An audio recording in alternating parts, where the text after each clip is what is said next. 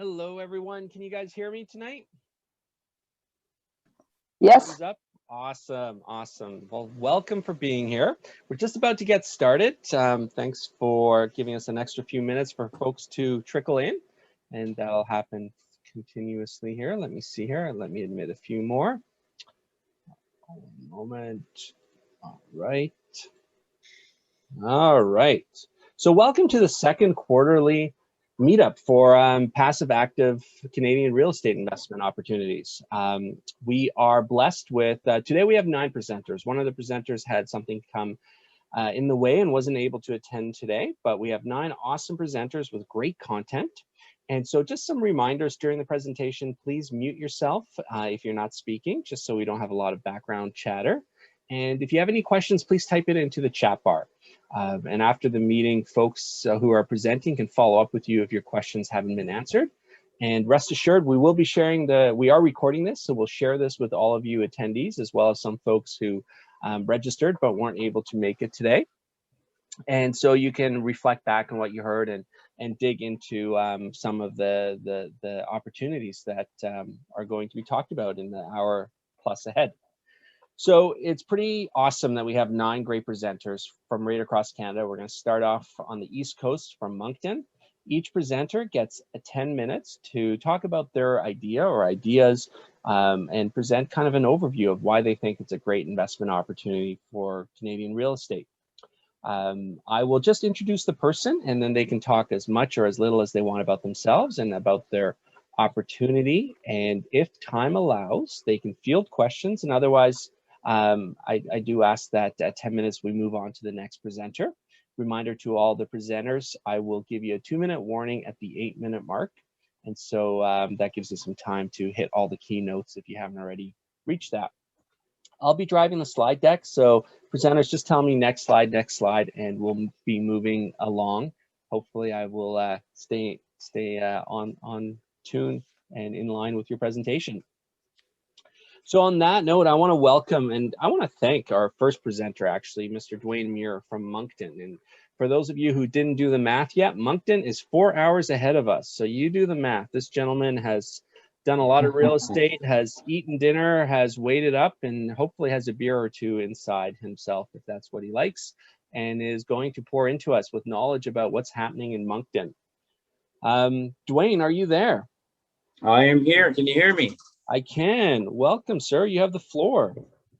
Okay. Well, thank you so much. I really appreciate this. Is my first meeting, my first quarterly meeting, and looking forward to many more. So I live in Moncton, New Brunswick. We're on the East Coast. We're 20 minutes from the warmest waters north of the Carolinas. Fantastic opportunities abound here to jump in and grab some investment opportunities, and both in investment for rentals and or buy and holds or whatever you would like to do. So my team, I am Dwayne Muir of the Muir Real Estate Group. We have 4 people in our group. We're on track this year to sell 110 homes, as you can see from the slide. So we are a fairly busy team. We're well represented in land development. Residential sales primarily is our biggest bucket. But we are actually, getting into the commercial piece a lot more right now, working with 3 different builders on new developments. And you'll see later on here why I've presented one that is a really cool opportunity for people to jump in on. Louis-Georges Gauguin, sorry, just to talk about, is one of my pro commercial guys. So if I don't know what to answer, he is the guy I defer to in most cases. So, okay, let's jump in. I brought 3 opportunities to kind of talk about today, but I wanted to also tell you a little bit about Moncton. So as Roland says, we're 4 hours ahead. We're on Atlantic time.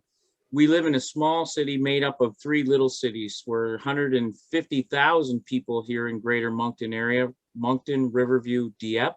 We are a bilingual city, and we have a varied cultural experience and lots of opportunities because of that. We're the 2nd largest city in the Maritimes behind Halifax. A lot of people don't know that. And we are recognized as the hub of the Maritimes because of our proximity. So there's a lot of logistical opportunity out of Moncton with the international airport and other trucking and logistical pieces that make us who we are because of where we're at. As mentioned, our diverse economy is made up of distribution, transportation, heavy in IT, commercial heritage, and retail sectors support all of that, of course. And one of the really good things about Moncton is we have employment rates are consistently better than the national average, and especially of those in Atlantic Canada. And with that being said, I'll throw in another stat too, is that our vacancy rates right now are around 1%, which is fantastic for those who are looking for people to jump in and grab investment opportunities for rentals. Okay, average home selling price increased 14% year over year, which is great. I know the country is experiencing great growth, and so are we.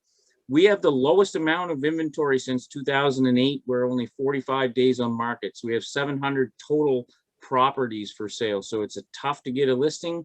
And when they come on, they go quick. And if you are a holder of a property, you're going to see a couple of examples here. You're going to get great return on your money here in Moncton right now.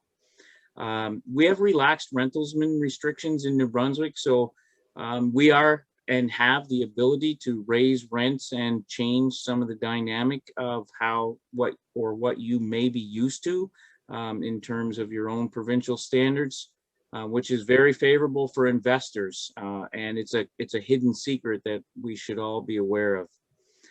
Cash flow rates are healthy. Over 40% of the sales in the last 6 months have come from out of province. So that's pretty significant. So what's happening here is out of province money is actually, it's pushing the local residents' opportunity to buy down a little bit because the out of province money seems to be stronger in some cases. That's the best way I can put it. And another really cool thing about New Brunswick, which is drawing people in, is the way we've handled COVID. We are one of the world leaders in terms of how and what we do in terms of monitoring, how we've shut our borders, our quarantine standards, and so on and so forth. So it's really a great place to live and invest right now. Okay, first opportunity. I am so happy to be involved with this smart energy neighborhood in Moncton East right now. We have just sold out of phase 1. We listed 8 properties, which were semi-detached and townhouses. These were put on the market, sold out in 2 weeks, in and around the $349,000 price range. These are net zero energy houses with a bilateral grid feeding back to a nano grid. So at the end of the year, everyone pays zero in terms of energy. So NB Power has given my builder a grant to be able to install approximately $30,000 of bolt-on technology to be able to make this happen, and that including with a lot of other really energy efficient building opportunities is providing these houses with the latitude to be the next generation for sustainable energy. So we sold out of phase 1. We're laying foundations in September for March 22 is phase 2. So in phase 2, we're going to have a total of 18 more properties. We're going to have rows of 4 townhouses. We're going to have 4 rows of those, and the rest are going to be semi-detached. The price range will go up a little bit because of construction costs right now. So they're going to be around $375,000 to $400,000. In that price, though, you're getting very good quality, all hard surface, solid surface countertops in the kitchens. You're getting high quality doors and windows. You're getting geothermal heat pump. I'll speak to some of these later, but these are not just a regular semi-detached that's being thrown up in a builder getting, 30 or 40K on the build. You're at 7 minutes, Dwayne. I'll just give you a heads up. Yep. So they rent for approximately $2,400 a month. So they're pretty good in terms of a good investment, and they come with an 8-year warranty. Along with those actual units that are being sold, our investors are acquiring large parcels of land, 100 acres or more. So they're all actually looking for debt financing investors and currently welcoming investors in the equity partner opportunity as well. I mentioned some of these highlights already. I won't go through them, but geothermal heat pump, all that, those energy efficiencies that come with those make the price very, very attractive for future investment recapture if you're going to sell. Okay, there's a typo in this slide, so I'll talk to the side quickly. This is a duplex. The top portion is correct. The duplex, it's a buy and hold. It's an example of a long-term tenant that has been in there. They purchased this 4 years ago for $164K. They put $20K into it. They now get $975, or sorry, it was $675 rent when they first got it, and a minimum of $1,000 a year in maintenance. And now this is renting for $975 a month with a capability of $1,200, but because tenants are long-term, they haven't raised it. And they just had this property appraised. Sorry for the typo, but the property has been appraised for $265K. So that's just an appreciation opportunity that what's going on in Moncton in terms of properties. This one is another opportunity here. It's a little bit of a buy and invest. So it's a triplex. It's sold in 2019 for $102K. Gross income per month is $2,350 per month. Now it's listed for $359. They spent $45K, so it's a gross income of $3,500 a month with over $200K in appreciation. So there's some good opportunity and appreciation here in Moncton. Okay, last slide. So one of the really cool things about my team is we have worked very diligently over the last 3 months to index every property that's an income property in the greater Moncton area and all the rate areas. So the current market only has 85 units on hand of duplex, triplex, fourplex, etc., with an average list price of $285K. And we have only 10 units in the multifamily that are about $600K in average price point. So we've seen an opportunity here to go and find from a private perspective and meet our buyers' needs. What we did was we identified each income property, we categorized them by type and location, and then we got all the owner information, and we're starting to reach out to those owners so that we can satisfy all our buyers' needs and any investment buyers' needs from out of province. And so that you won't see these online, but we have a great connection to those. So if this is something that you're interested in, if you're looking at our current inventory and you're not seeing what you want, we can find it because we've done the homework in the back and we are now ready to activate those. So more listings are coming, but in the meantime, we can also find them as well. Awesome. Thank you, Dwayne. Very nice. Yeah, my pleasure. Very nice. And thanks for joining us for the first time, and see you in the quarters ahead. So for all you folks that have questions for Dwayne, I will share all the presenters' contact information, send that out to you in the days ahead. So reach out to him and get on that list to see those off-market deals that are coming up in phase 2 of that great development. Thank you, sir. Right. Thank you. Our next presenter was going to be Roger, but he had a conflict that came up last minute from Montreal, and so he will join us in the next quarter. Without any further ado, I welcome Lisa Arena from Windsor, Ontario. That's the town I got engaged in, of all places. So welcome, Lisa. Thank you. Thank you so much for having me. I'm super excited to be presenting today. If you can just actually go to the next slide. I wrote about me here too. Okay, so I've actually been a realtor for over 15 years. I work on the Chris Camboris team. I actually originally am from Toronto, moved to Windsor about 5 years ago, 5-6 years ago, because of the excitement of Windsor. That was when Windsor was just starting to take off. So I do work on the Chris Camboris team, and I offer, we do buy, sells, new homes, but I specialize in investors. I have a whole team with us. So we have property managers, mortgage brokers, contractors, and all that. So we offer full service, our team. So I love, yeah, you can go to the next slide. That's fine. Thanks.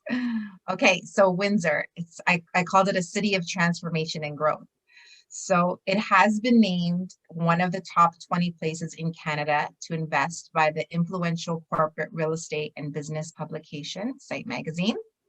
It's a great location if you're either starting into investing or if you already have a big portfolio. Affordability and livability. It is more affordable than other metropolitan areas in Canada, and it's really fast growing as well. I do a lot of out-of-town investors. So there are a few that of in-town investors, but a lot of them are coming from out of town. So we're located right on the Detroit River, bordering Detroit. We're connected by the Ambassador Bridge. We're also connected by the tunnel, and they're in the process of also making a second bridge. It's called the Gordie Howe Bridge, and it's making a lot of businesses come here, and we're really excited. That should be opening in another few years. We are anchored by the automotive industry, and there's plenty of room for growth. So transportation, manufacturing, and tourism are all part of Windsor's economy. Next slide. Vacancy rates. So as per CHMC, last year the vacancy rate was in 2020 was high at 3.6. That's because of COVID, obviously. But so that's why I provided the years prior to that. 2019 was 2.6, 2018 was 2.5, and 2017 was 2.2. Windsor's population is now estimated at over 337,670 and is culturally diverse. And this is quite interesting. According to the 2016 census, 71% of people own versus 29% are renting. Also, the average rent for a 2-bedroom apartment increased by 8.7%. So that's pretty exciting. Next slide.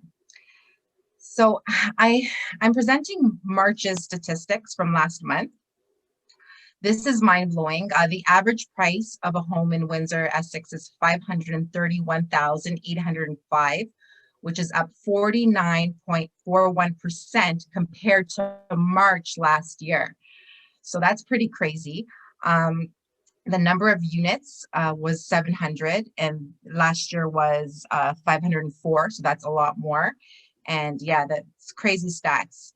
The year-to-date average is 511,000, which is up 37.6% over 2020. It's pretty crazy.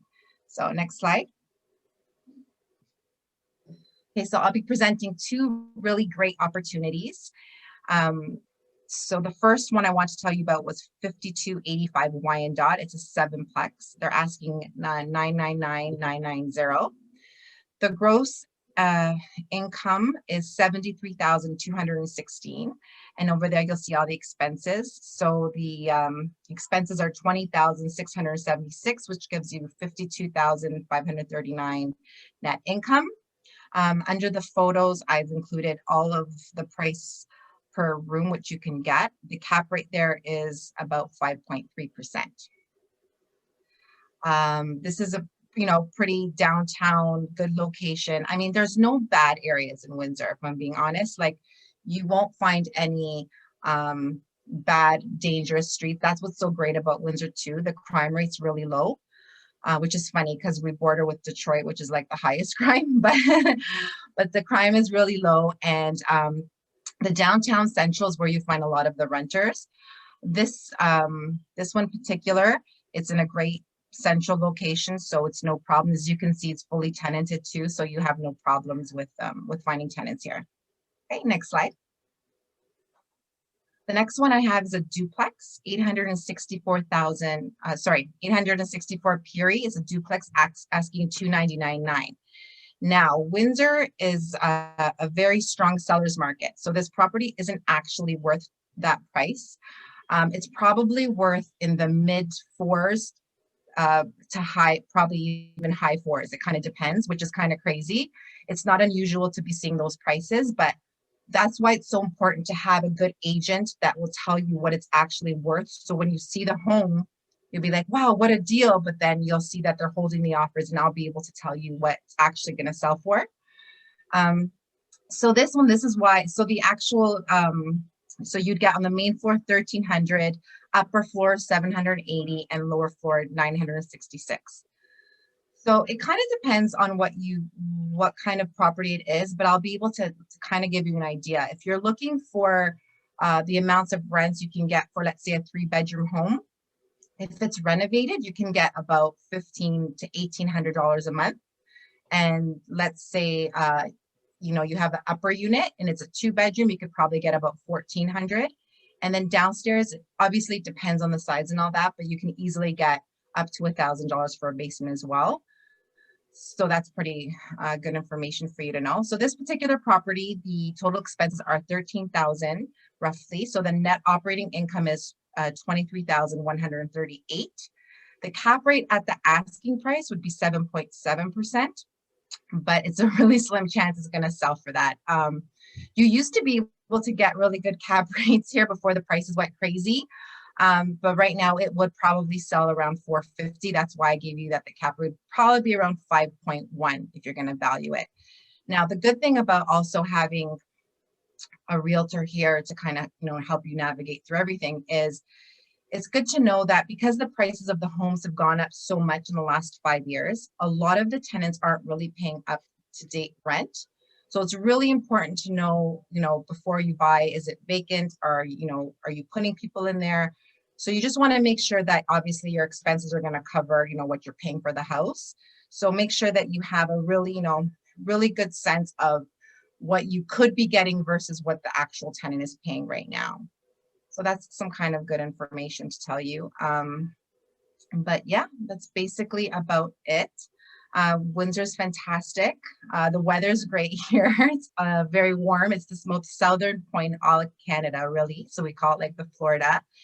And a lot of people have not only been investing here, but also moving here because it's a great place to live. So yeah, that's probably about it. If you have any questions, I'll be happy to answer them all. We have a minute or two if anyone has a question, and otherwise, yeah, I'm sure you're going to get a few follow-up folks. A quick question I had for you, Lisa, was what's the limitations, or how do you raise rents in your province? What's it based on? So we do have a cap. So it depends on, you can only increase it by a certain percentage every year. So if you have, that's why it's better to have it vacant, because you'll probably still, if someone's been there for 10 years, even if you raised it, it wouldn't really be up to date rent. So a lot of people, like, what they like to do is, if it does have tenants, get vacant possession, renovate it to get even more money, because the renovated units get more money per rent per unit as well. So people do like to do the renovations and then put new tenants in there. That being said, there's also a lot of opportunity for, I didn't mention it here, but student rentals, because we have the University of Windsor here. We also have St. Clair College.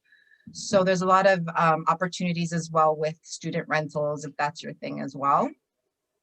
But sorry, just to get off topic, yeah, you can only raise them by a certain amount. So, what is it this year? I have to double check. I will, I don't want to. It's all good to put you on the spot. You can throw in the chat box once you find it. Yes, I'll do that. I'll do that throughout the night. Perfect. Awesome. Thank you, Lisa. Welcome. That was wonderful. Thank you. We're now going to go to the middle of the country. Welcome, Chris from Saskatoon. Chris, are you there, my friend? Yeah, you betcha. Just Awesome. had to unmute. So yes, I originally grew up in BC, and people always ask me, what the heck are you doing in Saskatchewan? And the long story short is, it was one girl that brought me out here, a different girl that keeps me here. That's the long story short, and I'm sticking to it. But I can't just go telling people Saskatchewan women, just kidding. So, but Saskatchewan in a nutshell, I think that we kind of, you know, as far as Canada goes, we get overlooked a lot. And so people know about Saskatoon, people know about Regina. So Saskatoon is about 230,000 people. And we have seen, I've been in real estate since 2013, and it's to give you a bit of an idea, our average, the peak of the market was 2014 for us, and then we saw a steady decline in prices until COVID, and probably from prior to COVID until today, we've seen about 10% appreciation, which for us is absolutely like astronomically high because we're not used to that. But I do think that in some sense, you could argue that it's, well, very affordable for sure, but you know, we haven't seen the appreciation that other areas have. So I think for that reason, I think that it's a good buy. And it is a university town as well. So next slide, please. So I'm presenting one deal here today, which is actually a sold property, but I will say this type of unit is, prices have come up a little bit since this is February of this year, but not like this is something I would say on par. Like these types of deals are somewhat common. They do move a lot quicker now, but you can find them. So this one was listed at 309, sold for 305. It's a 5-bed, 3-bath. So it's a 3-bed up, 1.5 bath upstairs suite, and then a 2-bedroom down legal suite. So next slide, please. I'll run through the numbers with you here. So this is the west side of Saskatoon. It's a decent area on the west side of Saskatoon. And so this is just a quick snapshot inside. It's all, I would say it's pretty well 100% refurbished. It's easier to count the things that haven't been redone on this place. So it's done up quite nice. Next slide, please. And so here's the numbers.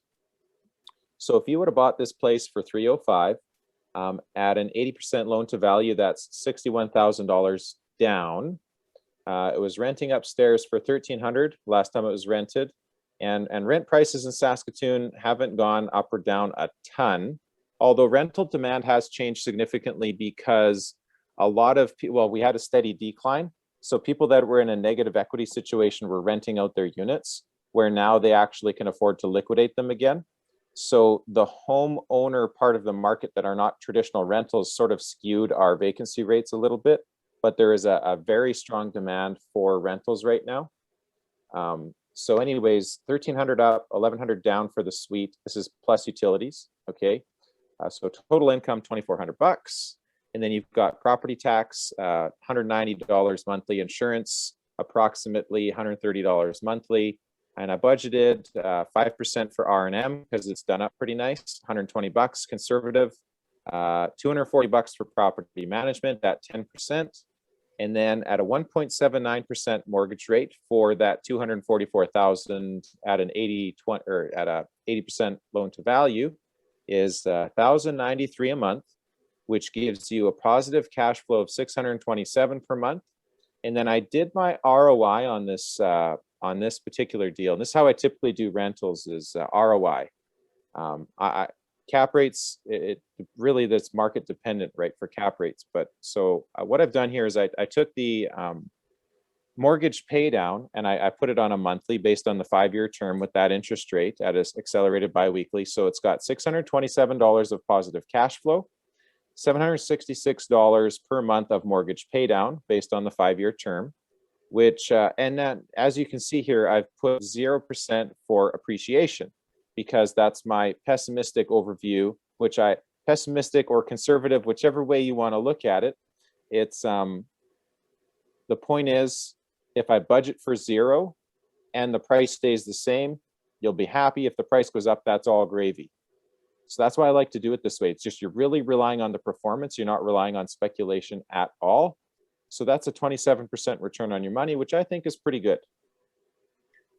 Any questions, thoughts? If you want to connect, feel free to reach out on Facebook. And I'm always posting different listings and real estate related stuff there too. So thanks for having me and happy to answer any questions you have about Saskatoon or Saskatoon real estate. So short and sweet. What are your terms around rent increases? How do you guys handle it in your province? Yeah.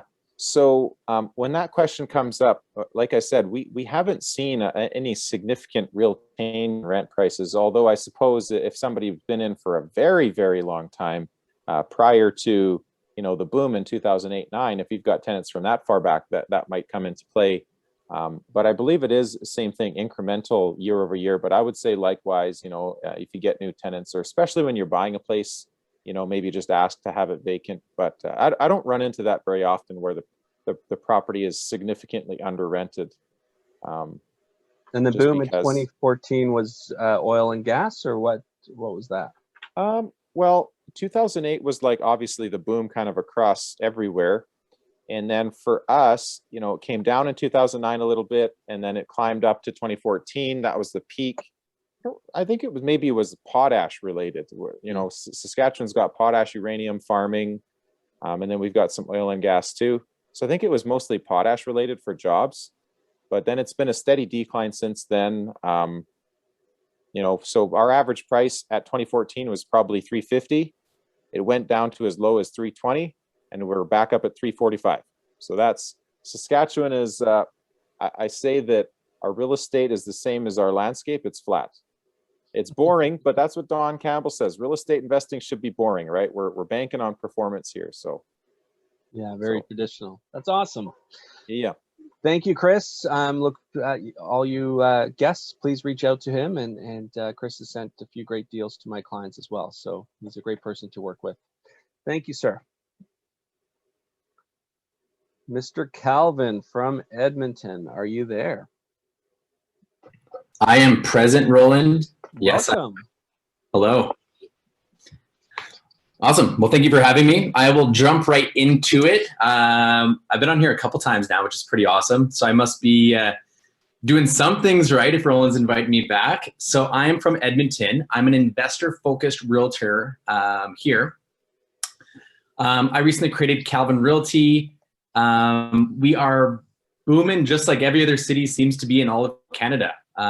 Things are good. Things are selling, and you got to be quick. Urgency is the name of the game, and you better have a strategy if you're going into a multiple, especially if you want to get a good price. So that's where we come into place with the coaching. So I've been investing since 2013.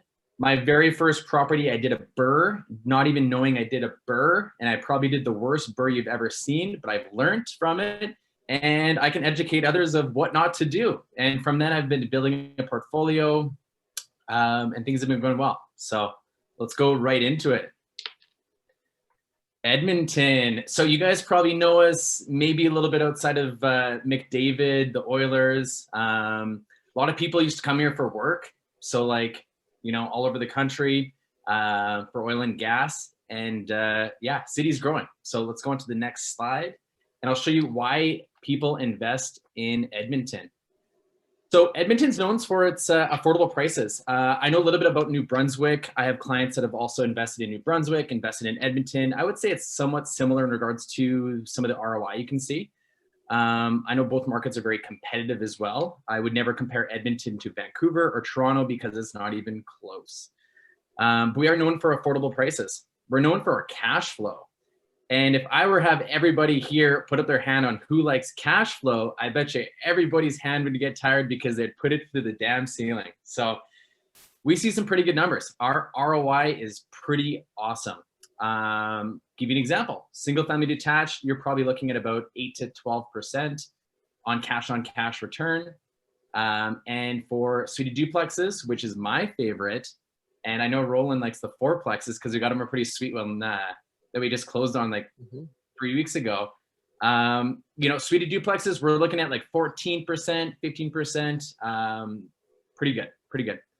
So why do we like Edmonton, and why do Calgarians, and good thing we don't have any Calgarians on here because you'd probably be like, actually they would just totally bow down and be like, you know what, right, Calvin, you're absolutely right. Why do even Calgarians out of Alberta invest in Edmonton? We're more diversified. We're not so heavily weighted on oil and gas. So when we tank, the rest of the world, we don't tank with them. We have a little bit more diversification with things like government jobs, manufacturing plants. So when we get hit, we don't get hit as hard, which is a good thing because we like to have stability. Do we have the same stability as Saskatchewan? Probably not. We're going to see a little bit more of this. But you know what? It's been a great city to invest in. And that's why so many people put Edmonton as their hot list, including Don Campbell for, I think, like the last decade when he was actually doing rain.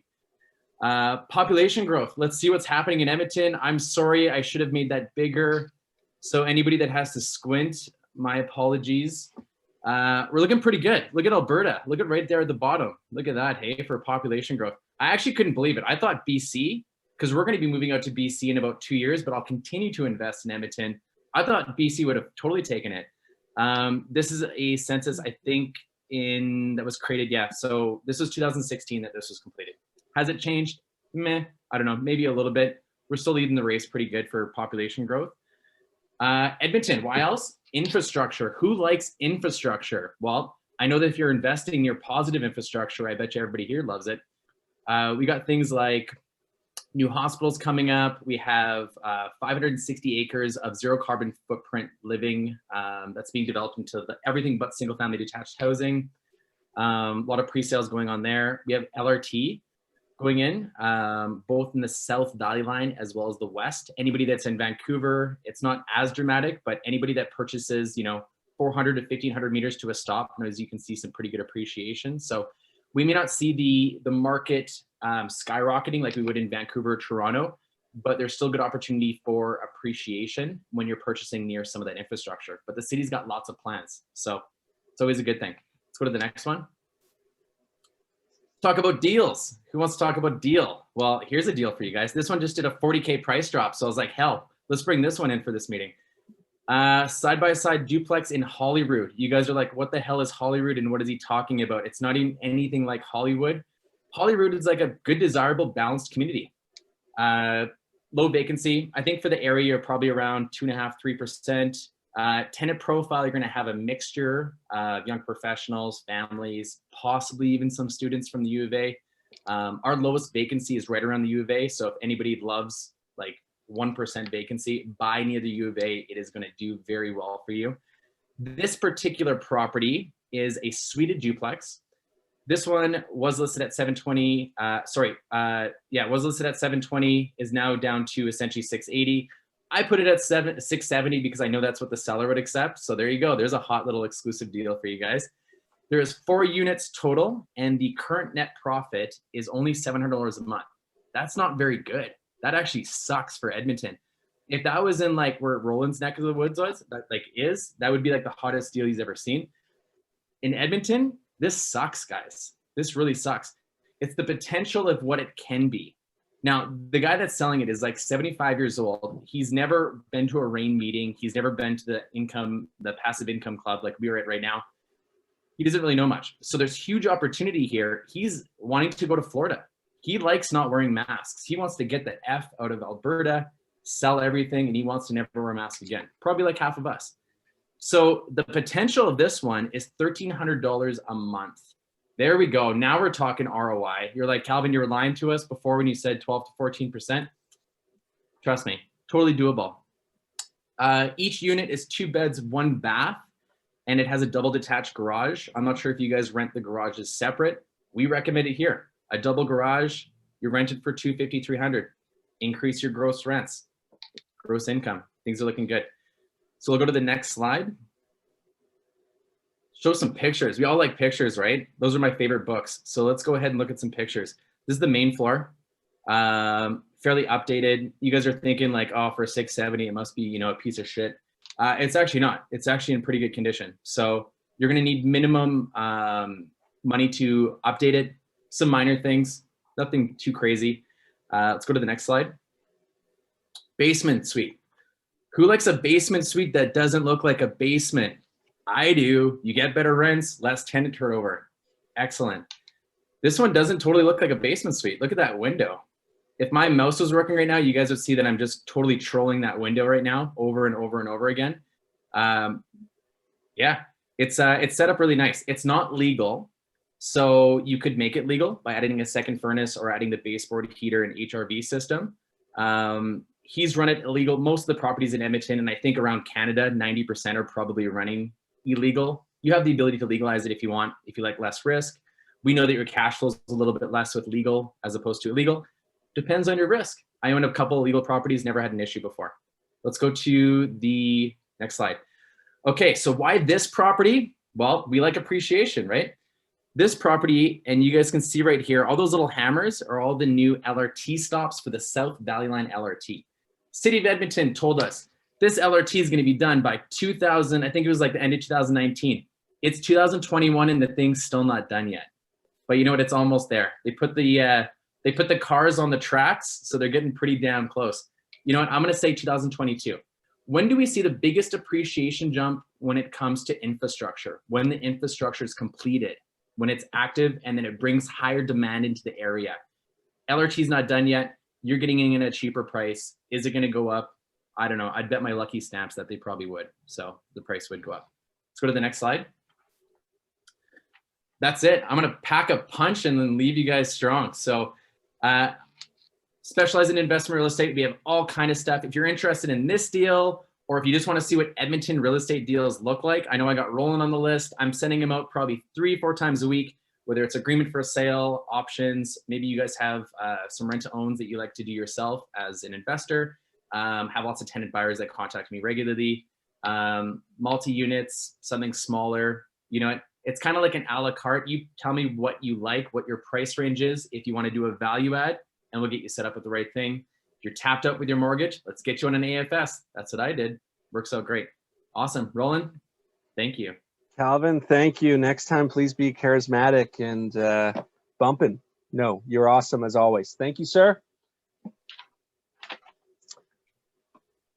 Our next speaker is Melanie Robinson, and she's, I think she's a great example of someone who continuously sets her goals and migrates towards that next step. And so I probably was aware of her for a little while and became more, you know, we connected probably a year ago. And at that point, she had a really big goal of, audacious goal of creating really strong, large joint venture opportunities, especially on the East Coast, but probably across Canada.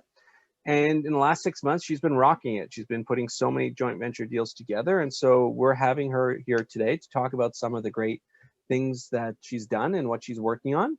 Melanie, are you there? I am here. Welcome. Thank you so much. And wow, that's a tough act to follow, all that energy in Calvin's. Anyhow, thank you so much for having me. I feel like I'm the one presenter who doesn't fit in with the rest in that I am not a realtor. I am actually an investor. But super excited to share what I'm doing here in the real estate investing world and what I offer to other investors. So I've done several different strategies over the years, some new builds and flips and BRRRRs and long-term buy and holds, spot foreclosures, which are super fun. I've done lots of different things, but right now, as you mentioned, Roland, I am focusing on joint venture partnerships and focusing in New Brunswick. So you can go to, I don't know, that slide wasn't on my deck. That must have come from yours. So there we go. So go one more. Perfect. So I'm focusing on New Brunswick, which we did hear about the amazing Moncton market. I'm focusing, we do invest in Moncton, focusing a lot on St. John right now, but St. John and Moncton for all of the reasons that were shared already. I mean, the market is really doing incredibly well right now with appreciation. It's really affordable for investors to get in. So the cash required is a lot lower than I'm here in BC, and I'll explain how I in BC doing joint ventures in New Brunswick in a little bit, but in comparison to the BC market and what I can offer people here, the entry point is a lot lower, cash required is lower, what you need to be able to qualify for a mortgage is lower, the rental income is fantastic, cash flow is great, and right now it's really appreciating. You know, who knows how, none of us know how any of the markets are going to continue to appreciate, but right now it's doing amazingly well.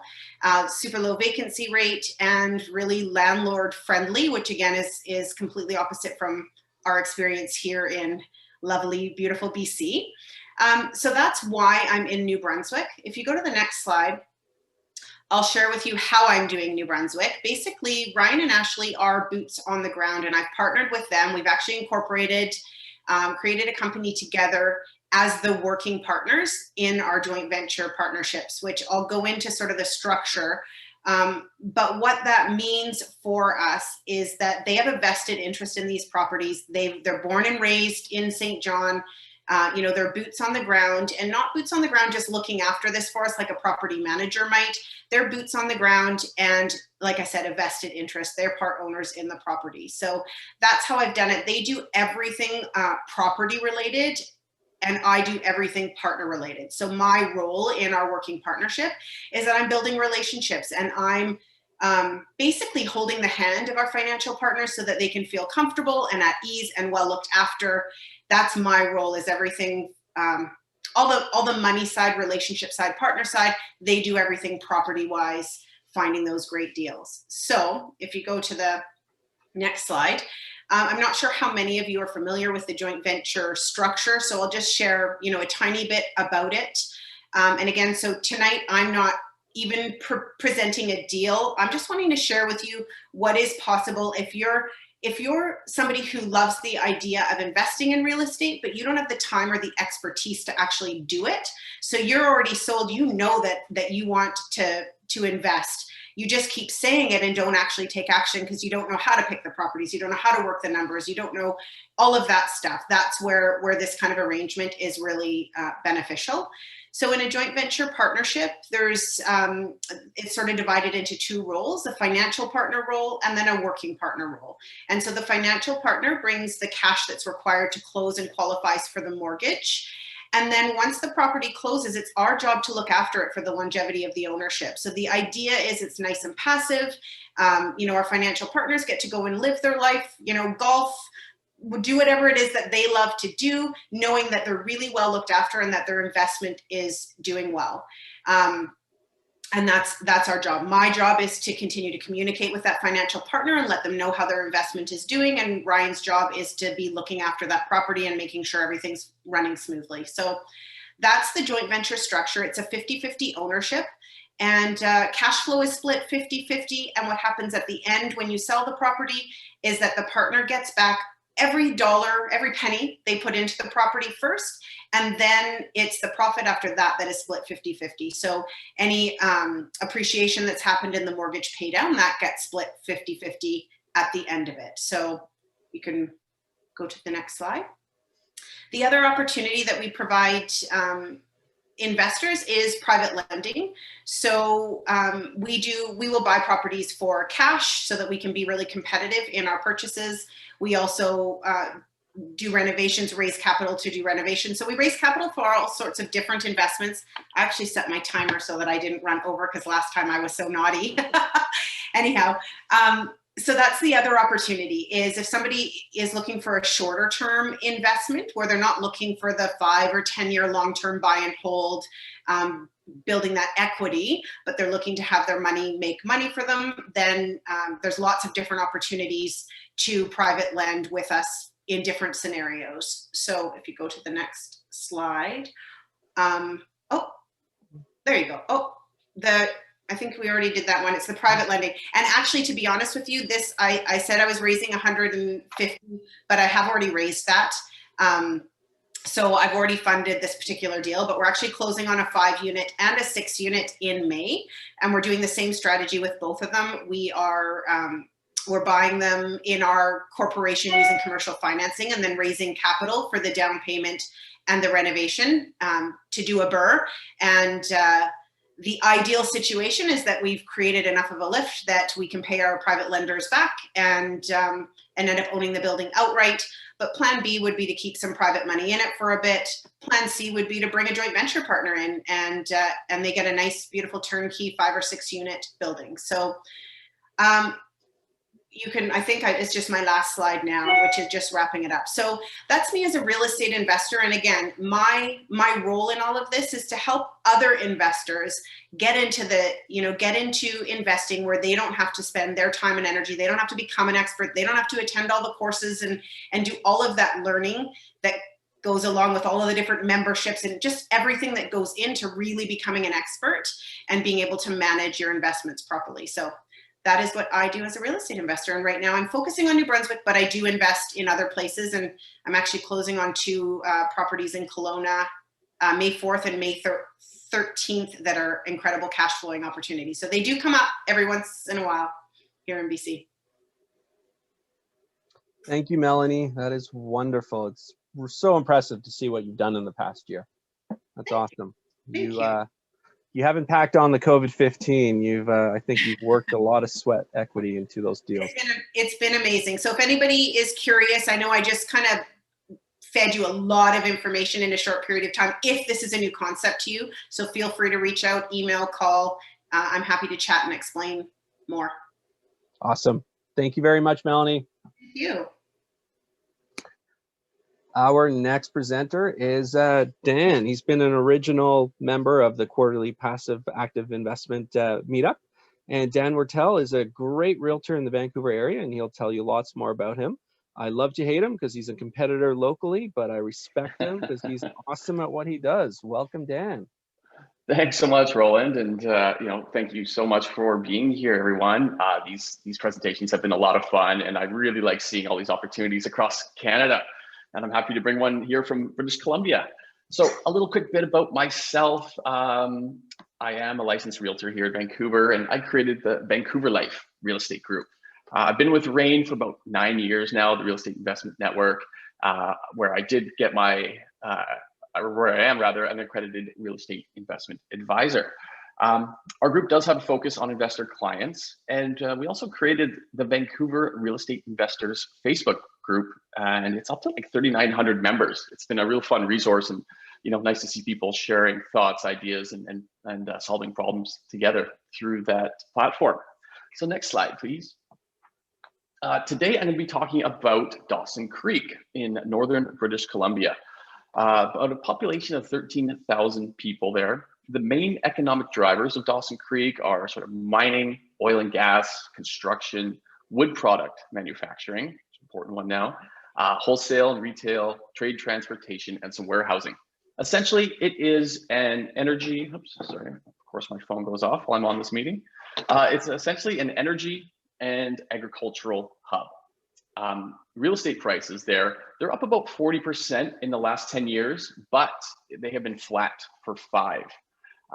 Kind of like the rest of the nation here, they are absolutely seeing a big increase in real estate sales. They're kind of a secondary market or even tertiary, so they're now kind of catching the wave, where already this year in Q1, sales are up about 50% in sales volume over the same Q1 last year.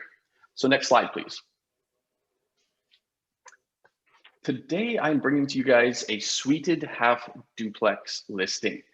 This is a 5-bed, 4-bath half duplex, which is split by having a 3-bed, 3-bath upstairs with a legal 2-bed, 1-bath self-contained suite downstairs.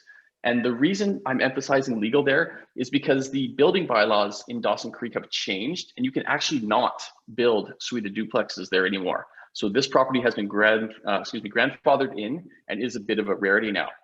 So only 6 years old, it was built in 2015.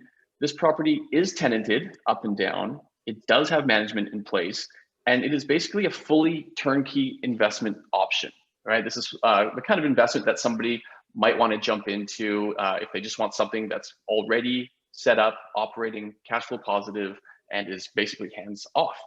So I have this property exclusively listed. It's not on the MLS, but it is listed for $419,000. So to purchase this suited half duplex, we're running the numbers at a 20% down payment, just under $84,000. Our lovely property transfer tax here in BC comes out to about $6,400. Your legal $1,500. Probably want to get this thing inspected for $500. And always nice to have a reserve fund. I've budgeted in about $6,000 for that. That means you can buy into this suited half duplex for just under $100,000. So next slide, please. When it comes to the rental income, upstairs right now is currently receiving $1,550 per month, with the 2-bed suite obtaining $825 per month. So rental income all in, you're looking at $2,375 per month. Next slide. On the expense side, currently the owner is paying utilities on top, about $150 a month. The insurance comes out to $115. You've got property taxes. Repairs and maintenance have been budgeted at 3% of our gross rents. Vacancy, again, estimated at 2%, although for the duration that the current owner has had this property, which is 3 years, he's had 0 vacancy. And then management, like I said, that is built in place is 8% of gross rents. So your current total monthly expenses are operating at $868 per month. Next slide, please. Financing, we're looking at an 80% loan to value mortgage estimated at 2.09%. That comes out to $1,253 per month on a 30-year AM. Next slide. So cash flow. Today, as we know, rental income $2,375. The expenses ran $868 with the financing at $1,253. This property, like I said, is currently operating at $254 per month positive cash flow. It's decent. It's not that exciting, but Dawson is kind of in a bottom of the cycle right now because this owner used to obtain $3,000 a month for this property, which was grossing him, or sorry, netting him over $1,200 a month in cash flow. And you know, the way that the economy is going there, the way that growth is forecasted, I do believe there will be an upswing in that rental amount. But let's look at how this thing operates today with that 254 cash flow. Next slide, please. So cash on cash, you're going to receive about 3.1%. That gives us about a 4.3% cap rate, or an internal rate of return of 12.6%. So if this one, again, just left hands off, turnkey, you just long-term hold it for 10 years, the targeted estimated sale price in that time would be $510,000, which would give you a gross profit of $188,000, or an annualized ROI of 19% per year, of course. Next slide. That's a nice simple one, an easy one for you guys today. It is an exclusive listing, like I said. If you want to offer on something and not be in multiples, this one would probably be that option.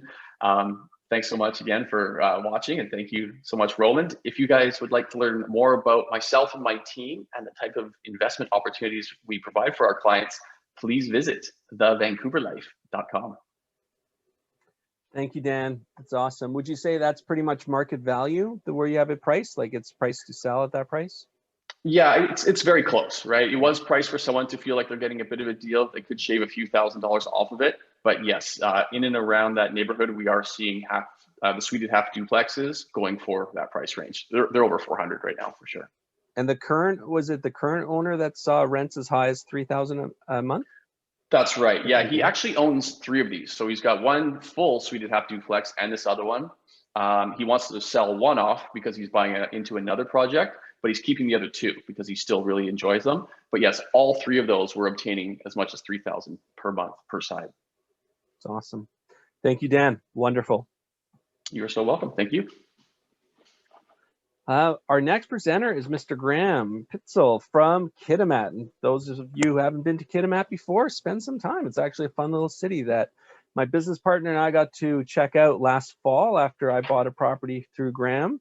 And as it happens, my business partner, I think, removed subjects today on a property working with Graham. So he is a wonderful realtor in that part of town. Welcome, Graham. Thank you for having me. Yeah, so I'm not sure how many people have heard of Kitimat. We're kind of a little community in the northwest portion of BC. There's about 7,500 people that live here. So a little bit about myself. Started real estate at an early age, bought my first property at 19, have renovated and resold multiple properties, and been a realtor now for coming up on 6 years this June. I got to renew my license here shortly. Not fun doing all those PDP courses. So I was ranked in the top 100 for RE/MAX of Western Canada in November of 2018. Last year, I was the top producing single agent in Kitimat. So a little bit of experience here, roughly sell between 50 to 60 houses a year here. So it's kind of a busy little market. It's definitely a unique community. As Roland mentioned, you're going to want to come and take a look at it if you're interested in outdoor activities, fishing, hiking, snowmobiling, quadding. We've got it all for that. So we can go to the next slide there, please. Thank you. So this is the past 5 years of Kitimat's average sale price. Looks a little bit like GameStop stock price, but a little bit of a roller coaster there. We saw a peak and a valley going back to 2016. Rio Tinto did a modernization. Rio Tinto is Kitimat's aluminum smelter. It's the largest employer in town. They did a modernization. They had roughly 3,300 workers on site, took about 3 years. It was $5 billion. We saw a large drop after that modernization was completed, and then LNG Canada came in. LNG Canada is the largest private sector investment in Canadian history. The project itself is valued roughly at $40 billion. So a very substantial investment. The amount of workers estimated to be in Kitimat is somewhere around 7,500 to 10,000 workers. Currently, there are roughly 3,000 workers on site. Average rental value in 2017, which was pre-LNG Canada's final investment decision, was about $879. 2019, the last pricing stats I can find for average rentals, $1,263. So you've seen roughly a 50% increase between pre and post final investment decisions. This is anticipated to continue on the upward trend. What we saw when Rio Tinto was doing its modernization was a 0.9% vacancy rate. And rent values were lower than they currently are today. We have also seen roughly a 50% increase in average sale price between 2017 and 2020's average prices. We were heavily hit by COVID. You know, a lot of the other markets, you guys kind of went the other way. You went straight up.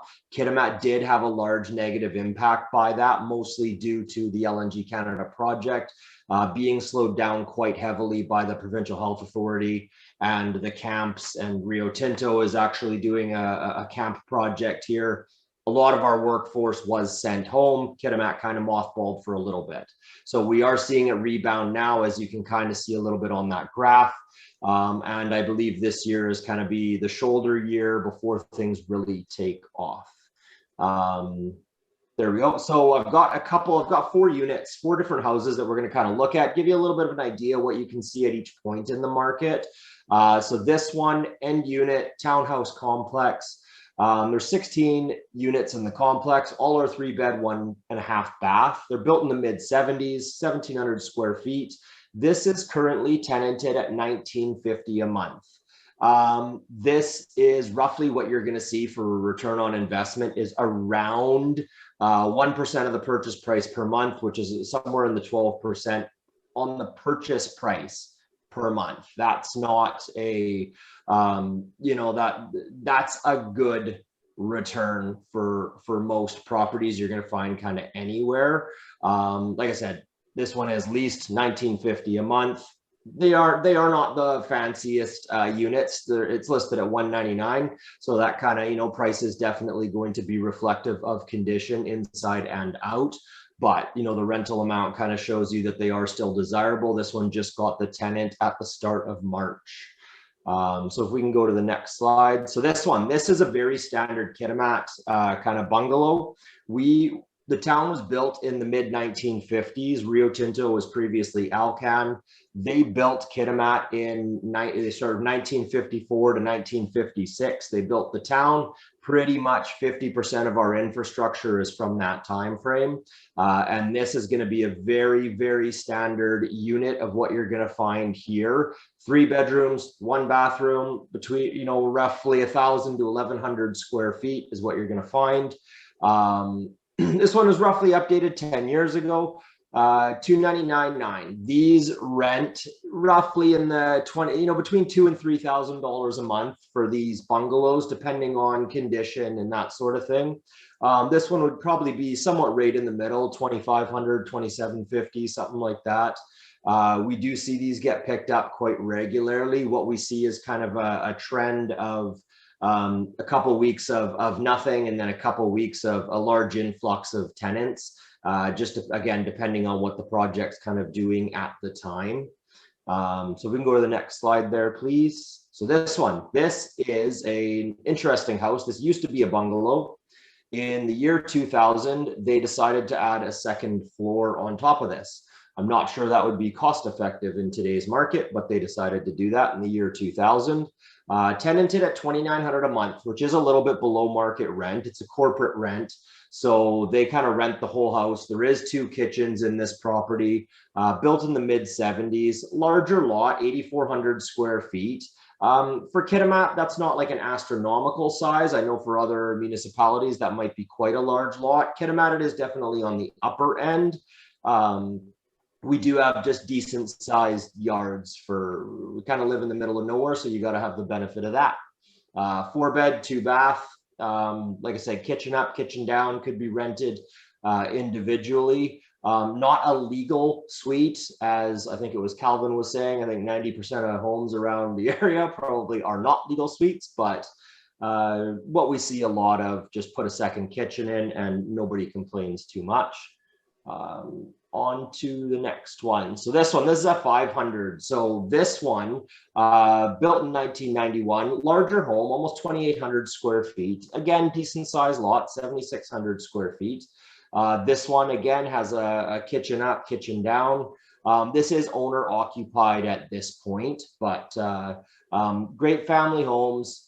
This is at 500 grand. This is kind of what you're going to see. These do rent, and this is between $4,000 to $5,000 a month is kind of what we see for returns on a property like this. Like I said, roughly 1% of the purchase price per month is what you're going to see for most properties that you're going to pick up.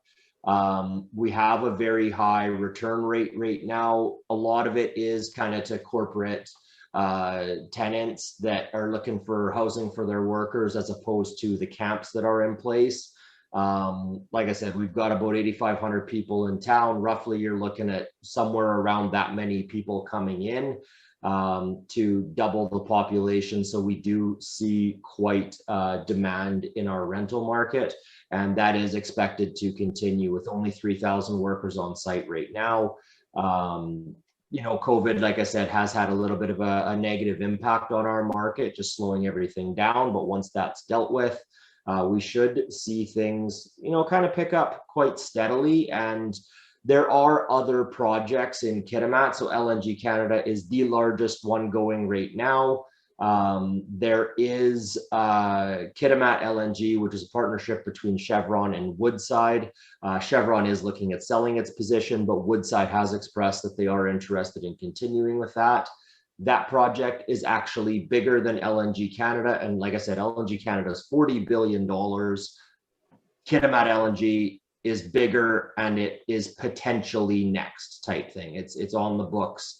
There is a Cedar LNG floating LNG plant. There's Pacific Traverse Energy, which is a propane export facility.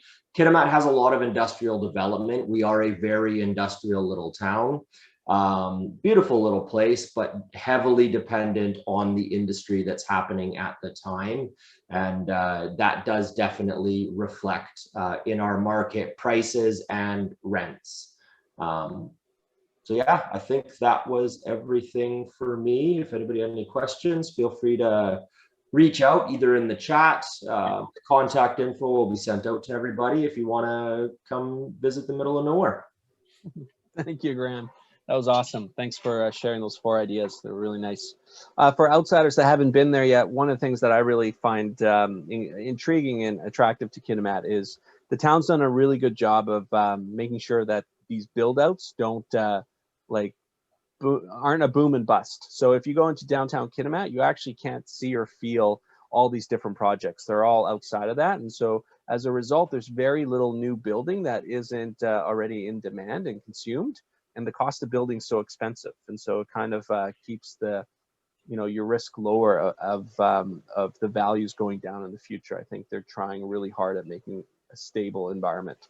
So thank you, sir. That was wonderful. Next is one of my favorite commercial/residential realtors. Daniel is always a great insight to speak to about commercial properties, and of course, he also does sell residential in the Vancouver area. Are you there, Daniel? Yeah, I'm here. Thank you very much, Roland. Awesome, my friend. Take it away. So hi, everybody. So I've been a realtor for around 9 years, 10 years, and for the last 7 and 8 years, I've been looking into commercial real estate, development real estate. I've done tons of deals for developers here locally in the Greater Vancouver area. And I focus on helping my clients find investment opportunities, big and small, fast deals that they can make some profit off quickly, or longer hold and update projects. So if you can go to the next slide, I'd like to get into my opportunity I want to talk to you guys about today. So the opportunity I want to discuss with you guys today is not so much on a cash flow side of things. So I spent a lot of my time investigating different official community plans and understanding what the future want to see in the city want to see in the future for a specific area. So I've done many deals of this type. So for this very quick example, I want to share with you guys. This is around a Costco in Richmond, Richmond, BC here. So what happens is that the city have decided to turn this block into a hotel development site. And then I have a developer who is looking for a hotel site. And then we see this little yellow thing on our map that popped up to be sold as a residential house. I did my research on it, and I told this developer, a client of mine who wants to build a hotel, to write an offer and then get it under contract. And then there's no way for us to lose. He didn't really understand why I said that at that time, but I've done a lot of homework on this kind of stuff. So after we tied this up, and we approached the neighboring properties and asked them if they would like to sell in order for us to expand our land and create a hotel here. They turned around and said, no, I've been trying to consolidate this block for 10 years. I'm never, ever, ever selling. And I told them that, okay, we have this under contract. We'd like to buy it as an investment property. So can you please sell your land to us so we can build a hotel? If no, would you buy our property from us instead? So initially they were against it, but because they've been trying to consolidate this block for so long, they came back to me after a while, around 20 hours, and gave us an offer for $60,000 more than how much we had it under contract for. We put up around a $10,000 deposit, and my client drove 20 minutes to come see this property one time. So he made a really quick profit of quite a bit. He made a big profit of around 60 grand and around a 20-minute time. So 20-hour time frame. So I like to look at these kind of opportunities sometimes for my investor clients. When they're looking for development land, there's always a chance of this happening. I've done my homework well and investigated who owns a property nearby and what they're planning to do, so I can put my client in the right place at the right time. So if you guys want to go on to the next slide, can we go on to the next slide, please? Yeah, so right here is a industrial zone property that I have listed in Burnaby in Metrotown. So this property is around 6,300 square feet. The whole block is a residential home. There's around 6 houses here, and it's surrounded by industrial buildings. So in the Royal Oak Community Plan, the city have designated this area to be used for industrial only. So when these homes get torn down, you're not able to build a single family home again. So when we put this property up for sale, when the owner previously put this property up for sale, they did not get much traction because they were marketing it as a residential home for a while. And then after that, they try to market this as a development site, which is not correct because it's not large enough to be a development site. So when I took over the marketing of this property, we marketed it as an investment property where it can hold and then you can redevelop in the future, or to be consolidated with your neighbors. So we actually have an accepted offer on this property after I listed it in around 1.5 weeks. And throughout that period of time, we had a backup cash offer, which eventually went through, and then we sold this property after the owner's been trying to sell it for 2 years. So the idea here is that before looking into buying these type of properties, we have to understand what the neighbors are like. So I did my investigation. I found out both the neighbors on the left and then also on the 4 on the right. They've been there for quite a while and they're all very happy to leave one day. Some of them are renting out the property right now and it's just an investment property for them. So all they're looking to do is to sell it to a developer. So what the current buyer can do for this property is that they're buying it for around 1.38 million. I know it's a large number compared to a lot of the opportunities that we're seeing today, but if you convert it, it is actually the land value here is actually around it's actually only around $150 per square feet of land cost. So when you look at the end product here for industrial projects in Burnaby, you will realize that the final sale price of these products are landing around $550 per square feet. So there is definitely great room and great profit to be made here to buy this land and hold it here for a while. So it's also very essential whenever anybody looking to invest in a property that has development potential is to be very strategically located on a block. So when I have clients looking for a property to invest in for holding and to sell to a developer in the future, it's very smart for them to choose a property that cannot be, like the project cannot proceed without having this property. So it's an essential piece of the whole puzzle. So us being on a second property from the corner makes us an essential piece of this puzzle, because if you're on a corner, then developer could simply buy the other side and then continue on with their development. But when you're on a second to the corner, it's harder for a developer to to say that it's okay, we don't need you anymore. So you have a stronger position and a better negotiation power when you're looking for this type of properties. Yeah. Next slide, please. So this property is around 6,300 square feet in land size.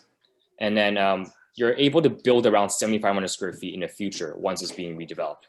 And then if you combine yourself with a corner property, which is a little bit larger, you get to build this pretty sizable new development in the future. However, when we did consult with the city, we did realize from them that there's going to be setback on a corner, and then also they require us to have a larger parcel together in order to do a redevelopment. So this is also one of the other reasons why this investor client who purchased this is very comfortable to purchase this property at this price today, in order for them to wait until the neighbors are ready to go and wait for me to go consolidate them together, put it together as a package, all together as one project to sell to a developer in the future. Regarding the cash flow, so at one point, around $1.4 million, he's planning to get around a $900K mortgage on this, which is going to cost him around $3,500 in mortgage per month. And homes of this size in the Metrotown neighborhood are renting out for around $4,500. So they will have a small cash flow here available to him while he's waiting for all the neighbors to fall into place.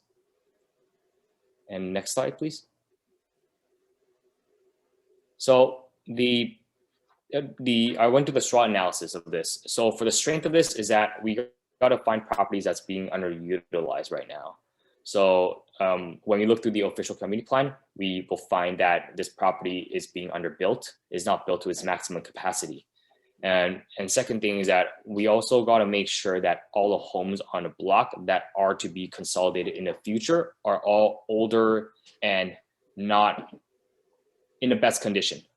The reason for this is because when a developer come and purchase this as a development site, they really don't care what the home conditions are.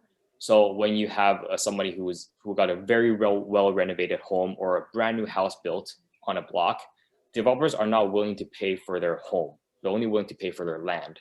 So it's best to find homes that are in a older condition. So the weakness of this type of investment is the neighbors as well. They could be your best friend or your worst enemy. So it's very important for us to find out and do our research who the neighbors are, what kind of space that they're in, whether they're ready to make this move. So in this case, we understand that both homes on the left and right are investment properties, and they're ready to go at any time. So the other opportunity that we have for this is that when one of the neighbors are willing to sell and they're in more of a hurry and don't want to wait for a developer to have more of a longer contract and a longer closing date, you have the option to purchase your neighbor as well and to increase the size of land that you have on this block. So this is something that a lot of my clients have done in the past, where they slowly buy off properties on a block throughout the year and then eventually consolidate everything together and then sell to a developer. So like I mentioned earlier, the biggest threat is also the weakness, is that you have somebody on a block who is very resistant to sell to a developer and or have a very unrealistic expectation of the land value.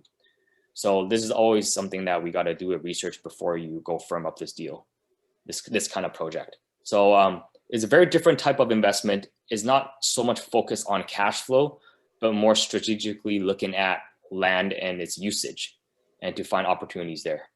So that's pretty much my opportunity today. Thank you. Thank you, Daniel. Very nice. Always very creative thinking from you all the time. I love that.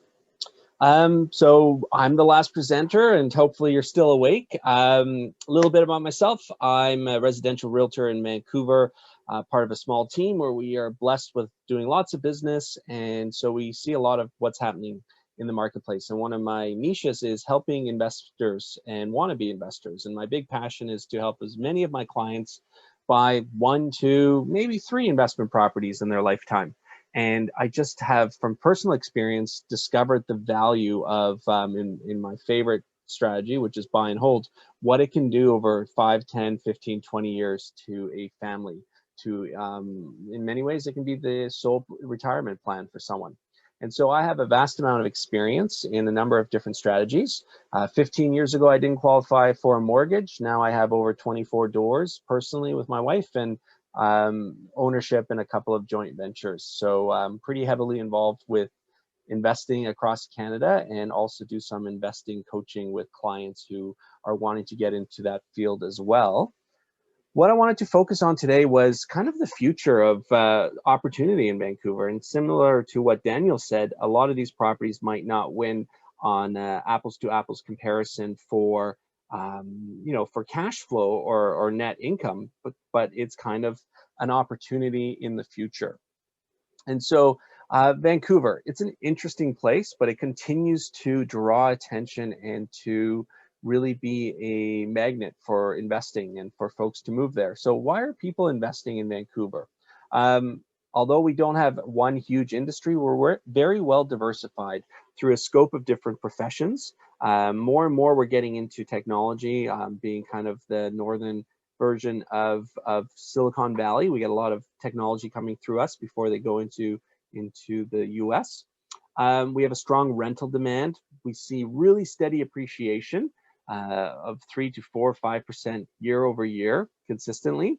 We're a world-class city and destination, and part of that as well is, although it might not feel like it if you live here, we have low property taxes, we have very low pollution, low crime rate, and really great education. And then one thing that's really exciting for investors as well is we have amazing liquidity. So if you invest in Vancouver, I always tell my clients, less than 3 years, very risky. More than 5 years, very unlikely that you won't make a little bit of money, and you might make a fair amount of money. And so that offers a lot of attraction to investors, because they know that they can get their money out should they need to sell in a couple of years. And that is not automatic across Canada or the world. One of the things that I always like to focus on when I'm investing is, it's, if you can find a great area, be the ugliest house perhaps on an amazing street, or like Calvin was saying in Edmonton, finding homes close to infrastructure expanding into the SkyTrain, I think it was, that was being built. For myself, it's finding what's the opportunity right now in Vancouver. And one of that ideas I had is, what does the future family home look like in Vancouver? And part of that is, it's not automatically going to be a detached product anymore into the future, because the cost of detached land is so expensive in Vancouver. And in true Vancouver, the actual Vancouver, true Vancouver, there's less than 90,000 land lots of land available. And every single year we're tearing down about 1,000 of them. So quite quickly you can see that it's a finite resource, and we're going to continue to densify. And yet families, whether it's Vancouver proper or the areas around Vancouver are going to need family homes. And so what a future family home looks like, in my opinion, is a 3-bedroom option. And so currently that's often a townhouse. I think in the future we'll see a lot more 3-bedroom apartments. But I do believe in 5+ years, it will be perhaps more normal, definitely in 10 years, to have a family living in a 3-bedroom townhouse than necessarily in a detached house. And so the strategy in that is, what if you right now went out and bought value townhouses? And so that could be anywhere from Maple Ridge to Surrey to Vancouver. It all depends on what your comfort zone is and what your price point is.